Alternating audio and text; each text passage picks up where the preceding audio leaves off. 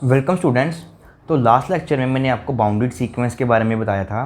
तो इस लेक्चर में हम कन्वर्जेंट सीक्वेंस की सबसे इम्पॉर्टेंट प्रॉपर्टी पढ़ेंगे कि जो कन्वर्जेंट सीक्वेंस होती हैं हमारे पास वो क्या होती हैं, ऑलवेज बाउंडेड होती हैं। अगर कोई सीक्वेंस कन्वर्जेंट है तो डैट मीन्स वो बाउंडेड ही होगी, अनबाउंडेड नहीं हो सकती।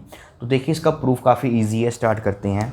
तो सबसे पहले हम ये मान लेते हैं कि लेट एक्स एन बी आ कन्वर्जेंट सीक्वेंस। तो सबसे पहले हम ये मान लेते हैं कि एक्स एन हमारे पास कोई भी एक कन्वर्जेंट सीक्वेंस है एंड मान लेते हैं कि जो वो सीक्वेंस है वो किसी पॉइंट एल पे क्या कर रही है, कन्वर्ज कर रही है। अब हमारे को ये शो करना है कि वो बाउंडेड है। तो अब हम क्या करते हैं, इसको बाउंडेड शो करने के लिए मैं क्या करता हूँ, अपने एप्सिलॉन को 1 ले लेता हूँ। आप यहाँ पे 1 भी ले सकते हो, 1/2 भी ले सकते हो, 1/3 भी ले सकते हो, 2 भी ले सकते हो, 3 भी ले सकते हो, कोई फ़र्क नहीं पड़ने वाला प्रूफ में। आखिर में वो बाउंडेड ही प्रूफ होने वाली है। तो सिंप्लिसिटी के लिए बस मैंने अपने एप्सिलॉन को यहाँ पे क्या रख लिया, 1 रख लिया।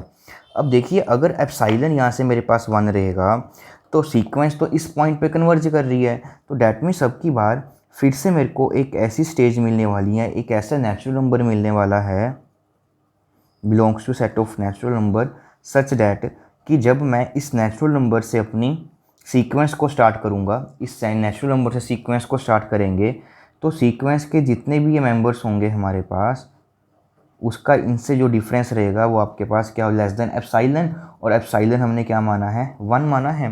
तो मीन्स एक नेचुरल नंबर मिला। अब उस नेचुरल नंबर से जब भी मैं अपनी सीक्वेंस को स्टार्ट करूँगा तो उसके ऑनवर्ड्स जितने भी ये मेंबर होंगे वो लेस देन हो जाएंगे आपके पास एप्सिलॉन के।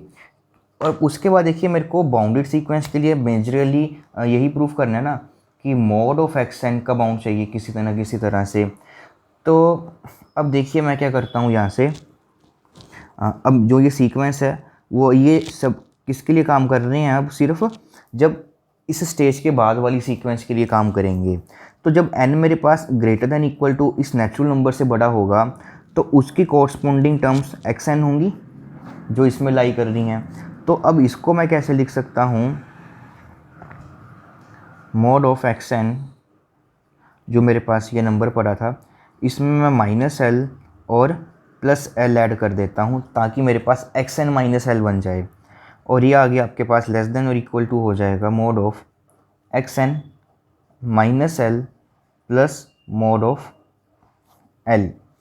अब मैं सिर्फ उन मेंबर्स की बात कर रहा हूँ जब जब उनके लिए n क्या होगा, greater than equal to k। मतलब कि एक पर्टिकुलर टाइम के बाद, एक पर्टिकुलर स्टेज के बाद वाली सीक्वेंस के लिए होगा। बट हमारे को तो पता है कि जो पर्टिकुलर सीक्वेंस के बाद ये नंबर हैं जितने भी, वो तो लेस देन 1 है। तो यहाँ पे ये बन जाएगा 1 प्लस मॉड ऑफ l। अब मैं आपको इसको अच्छे से समझाता हूँ, ध्यान से देखिए। मान लीजिए हमारे पास ये सीक्वेंस पड़ी थी x1 x2 x3 and so on, ऐसे ही हमारे पास ये सीक्वेंस चलती जा रही है। और बीच में हमारे पास एक ऐसी पोजीशन आई k-1 और यहाँ पे पोजीशन आई एक k+1 और उसके बाद ये वही हमारी पास k+2 एंड देन ये पोजीशन गई हमारे पास k+3 एंड सो ऑन। अब ध्यान से देख, यहाँ पर सबसे पहले k आएगा, देन k+1 देन k+2। तो देखिए ये जो रिज़ल्ट लिखा है वो मैंने सिर्फ इस पोजीशन से स्टार्ट किया है कि ये वाली टर्म्स जब जो पोजीशन मेरे पास क्या होगी, k या k से बड़ी होगी, तो उन सभी टर्म्स के लिए जो इसका मोड रहेगा वो आपके पास किसके इक्वल हो जाएगा, 1 प्लस मोड l के। तो अब मोड वाली सीक्वेंस चल रही है तो यहाँ पर भी मैं अपना मोड अप्लाई कर देता हूँ।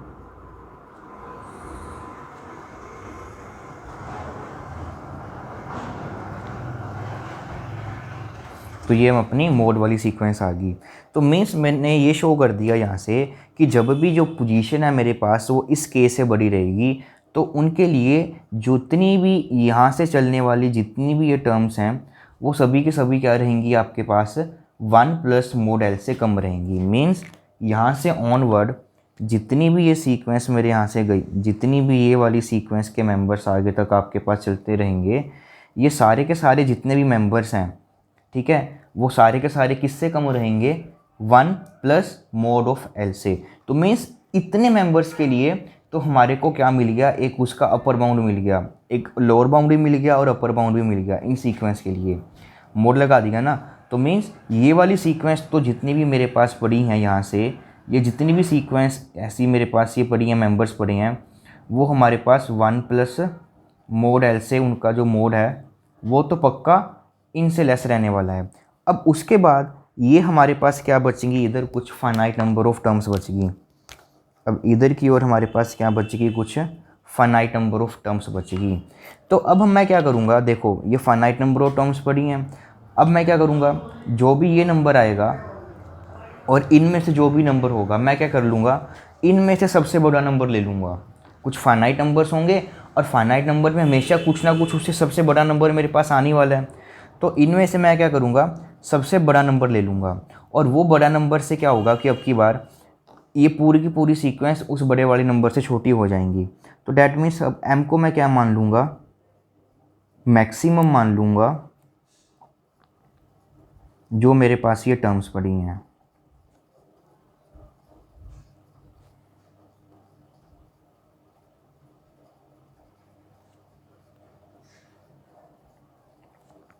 मीन्स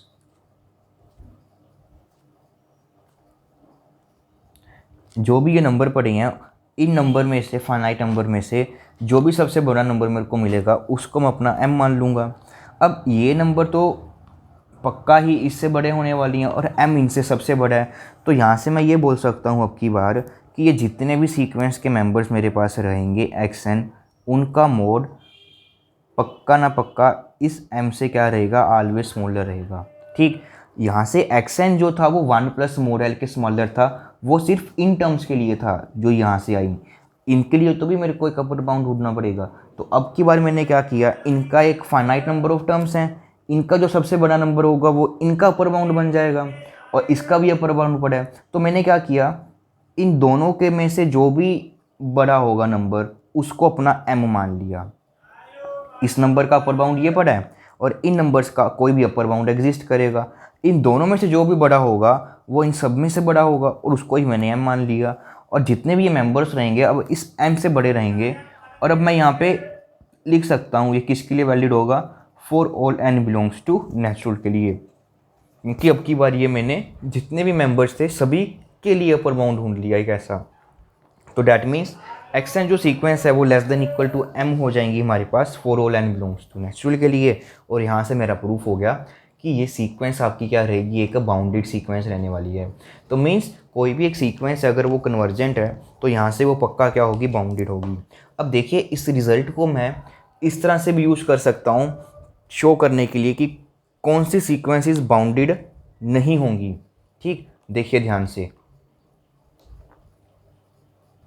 अब देखिए मैं कैसे इसका यूज़ कर कर ये प्रूफ कर सकता हूँ कि कुछ जो सीक्वेंसेस होती हैं वो कभी भी कन्वर्जेंट नहीं होंगी। फॉर एग्जांपल के लिए अब मेरे पास मान लीजिए एक सीक्वेंस है xn और मैंने उसको डिफ़ाइन कर दिया n, mean set of natural number वाली सीक्वेंस है 1 2 3 4 and up to so on. तो अगर हम मान भी लेते हैं कि इफ़ सपोज कि जो ये सीक्वेंस है वो क्या है, कन्वर्जेंट, वो क्या है कन्वर्जेंट, अगर हम मान भी लें कि ये सीक्वेंस किसी पॉइंट पे कन्वर्ज कर रही है, बट तभी हम ये थ्योरम यूज़ कर सकते हैं कि अगर वो सीक्वेंस कन्वर्जेंट है तो यहाँ से उसको क्या होना पड़ेगा, बाउंडेड होना पड़ेगा। उसको क्या होना पड़ेगा, बाउंडेड होना पड़ेगा। बट ये तो अनबाउंडेड है, ये बाउंडेड वो है ही नहीं हमारे पास। तो डैट मीन्स जो हमने ये माना था कि वो कन्वर्जेंट है वो गलत हो जाएगा। तो डैट मीन्स यहाँ से हम ये चीज़ लिख सकते हैं कि एवरी अनबाउंडेड सीक्वेंस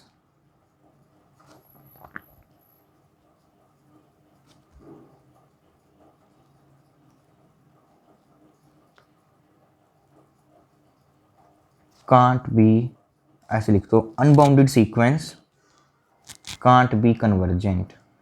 कि अगर मेरे पास कोई ऐसी सीक्वेंस है जो कन्वर्ज नहीं कर, जो बाउंडेड नहीं है, या तो वो अपर बाउंड ना हो या लोअर बाउंड ना हो या दोनों तरफ से, मतलब कि एक तरफ से भी अगर उसका बाउंड गायब हो गया तो वो कभी भी किसी भी पॉइंट पे कन्वर्ज नहीं कर सकती। ठीक, तो that is unbounded sequence can't be convergent. Convergent sequence हमेशा बाउंडेड होती है बट अनबाउंडेड सीक्वेंस आपकी कभी भी किसी भी पॉइंट पे कन्वर्ज नहीं करेगी। तो ये हमारा बन गया। अब दूसरी एग्जांपल हो, हम इसकी काउंटर कर सकते हैं। तो इससे हम ये इम्प्लाइज नहीं कर सकते कि सारी की सारी बाउंडेड सीक्वेंस जो होंगी वो कन्वर्जेंट होती हैं। फॉर एग्जांपल के लिए अब मैंने एक सीक्वेंस डिफ़ाइन की आपकी, एक सिंपल सी सीक्वेंस डिफ़ाइन कर लेते हैं 1, 2, 1, 2, 1, 2, 1, 2, ये लीजिए, ये मेरे पास एक बाउंडेड सीक्वेंस पड़ी है, क्योंकि इसकी जो सीक्वेंस के मेंबर हैं या तो मेरे पास वो 2 से कम रहेंगे या तो वो 1 से ग्रेटर हैं, 2 मेंबर्स ही हैं। तो ये मेरे पास बाउंड मिल गए।